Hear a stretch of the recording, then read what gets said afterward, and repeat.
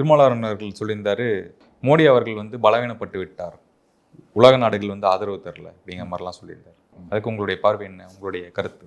ஆமாம், நான் கூட பார்த்தேன் அந்த ஸ்டேட்மெண்ட்டு. அதாவது உலக அளவில் வந்து மோடியோடைய இமேஜ் பலகீனப்பட்டு விட்டதுன்ற மாதிரி இருக்கு, அதுக்காக தான் இந்த நல்லெண்ணெய் தூதுக்குழு அமைச்சிருக்காரு அப்படின்னு. பரவாயில்ல.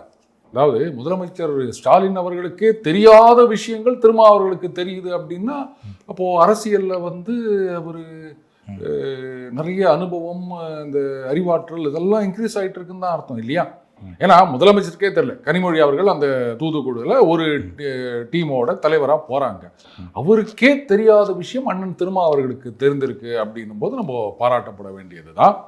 ஆனால் இது எப்படி அந்த சேல்ஸ் குறைஞ்சிச்சு அப்படின்னு சொன்னால் இந்த விளம்பரங்கள் அந்த வண்டிகள்லாம் ஊருக்கு ஊர் அனுப்புகிற மாதிரி அப்படின்னு நினச்சிட்டாரா? எந்த விதத்தில் வந்து இந்தியா தனிமைப்படுத்தப்பட்டு விட்டது அப்படின்னு சொல்கிறார் அவர். இப்போ பாகிஸ்தானுக்கு எல்லா நாடுகளும் சப்போர்ட் பண்ணிச்சு அப்படின்னா அப்போ பாகிஸ்தான் பண்ணது சரியா? திருத்தனெல்லாம் பண்ணானுங்க, தீவிரவாதெல்லாம் பண்ணானுங்க, அப்போ அவங்களுக்கு வந்து சப்போர்ட் பண்ணாங்கன்னா அவங்களெல்லாம் கேட்கணும்.